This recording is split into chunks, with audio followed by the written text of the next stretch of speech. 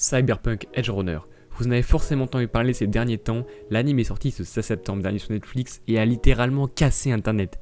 C'était difficile de passer à côté tant tout le monde en parlait et surtout, avant l'anime de l'automne, c'était vraiment l'anime hype du moment que tout le monde devait voir. Et aujourd'hui, j'aimerais vous présenter ce dernier à travers cette courte vidéo car oui, je vais poser les bases directement, ce Cyberpunk Edgerunners est un pur chef-d'œuvre. Développé par le studio Trigger, qui est un studio d'animation un peu sous-coté, avec quelques pépites et leur palmarès. L'anime sortira, comme j'ai dit précédemment, ce 16 septembre dernier, pour un total de 10 épisodes sortis sur la plateforme Netflix. L'histoire de ce Cyberpunk Edgerunner est centrée sur David Martinez, un gosse des rues pauvres vivant avec sa mère dans les quartiers délabrés de Night City, jusqu'au jour où un accident viendra bouleverser sa vie déjà bien badante, et ce qui le poussera à devenir un mercenaire suréquipé technologiquement, un cyberpunk. Je reste très évasif sur le scénario en vous en donnant le moins possible, car dès l'épisode 1, il se passe déjà beaucoup de choses d'un point de vue émotionnel, et j'aimerais vraiment que vous découvriez ça tout seul. Et oui, je vous préviens directement, l'anime va vous faire chialer toutes les larmes de votre corps, et ça, à cause des personnages hyper attachants. Et les personnages, parlons-en, ils ont une aura bien sombre, déprimante et sale, bien connue d'une œuvre cyberpunk, mais d'un autre côté, leur personnalité et leur tenue contrastent énormément, vu que dans ce monde, tout est extrêmement coloré, et ça montre d'une certaine façon que les personnages sont libres dans un monde où c'est anarchie totale. Aussi, j'ai parlé des couleurs, car l'anime est une putain de réussite visuelle. T'as des effets lumineux à tous les coins de rue, très fidèles au jeu d'origine, et qui rendent la ville super agréable à regarder. Et vraiment, le côté visuel est un gros atout pour l'anime. Et à cela s'ajoutent des chara-designs de personnages juste excellents. Il est juste impossible de ne pas mettre 10 sur 10 à cet anime visuellement. C'est une énorme masterclass.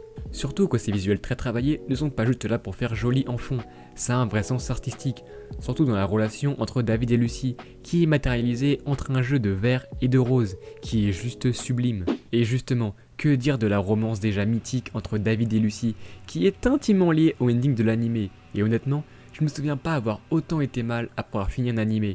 T'aimerais repartir au tout début, pour tout oublier, au moment où la bande était au complet et au moment où tout allait bien. Car c'est ça aussi la force d'une œuvre cyberpunk, pouvoir créer des personnages haut en couleur dans un monde avec d'immenses possibilités scénaristiques.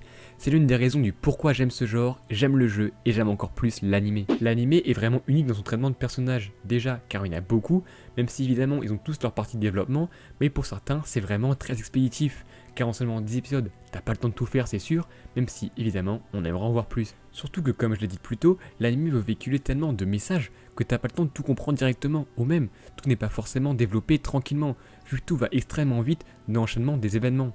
Que ce soit oui le transhumanisme, qui est une notion d'un monde de cyberpunk que j'aurais aimé évidemment voir plus à l'écran, ou encore le fonctionnement des classes sociales, dans un monde sans règles, ça évidemment aussi j'aurais aimé le voir plus.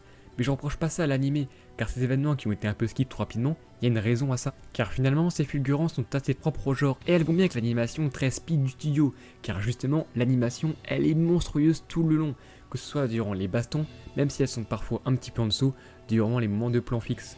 Donc quand on regarde d'un point de vue global, l'anime est une réussite à tous les étages, et pourtant, ce dernier n'était absolument pas attendu, il n'y avait aucune hype de base, et pourtant, quand on regarde le après Edgerunner, tout a changé. Le jeu déjà enregistre un tas de nouveaux joueurs, ce qui remet la licence dans les morailles, et grâce à tous ces projets annexes. Et en tant que fan, je ne peux être que super heureux de cette nouvelle. Alors oui, je le répète, foncez mater ce Cyberpunk Edgerunner, si c'est pas déjà fait, car c'est du pur chef-d'œuvre, et sûrement actuellement, l'un des meilleurs animés que Netflix n'ait jamais sorti.